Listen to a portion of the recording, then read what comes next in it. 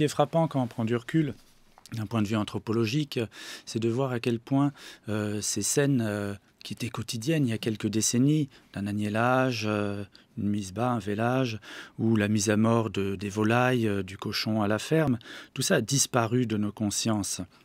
Et il faut aller sur le terrain, il faut être ethnologue pour être face à des sociétés dans lesquelles la mort est au quotidien.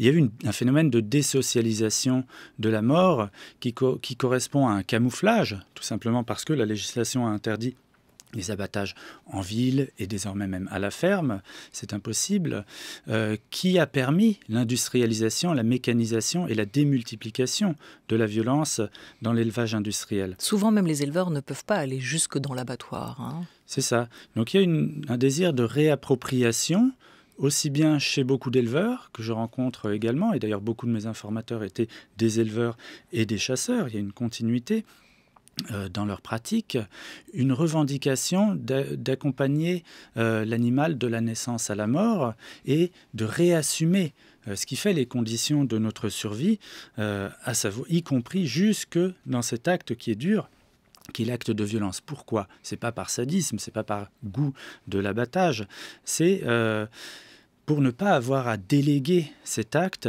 à des machines industrielles qui le déshumanisent.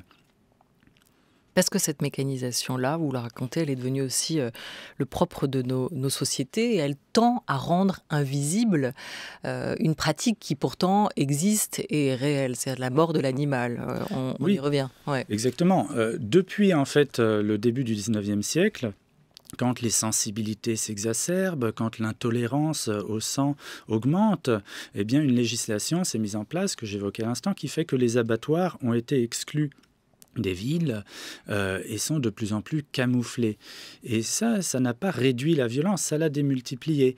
En 1800, on mangeait 4 fois moins de viande qu'actuellement. Aujourd'hui, on atteint le chiffre exorbitant de 3,2 millions d'animaux abattus chaque jour. Et il est possible pour un Français de manger tous les jours de la viande sans avoir vu de sa vie un animal abattre, sans avoir vu une carcasse écorchée. Ça, c'est extraordinaire d'un point de vue anthropologique. On est dans de la science-fiction.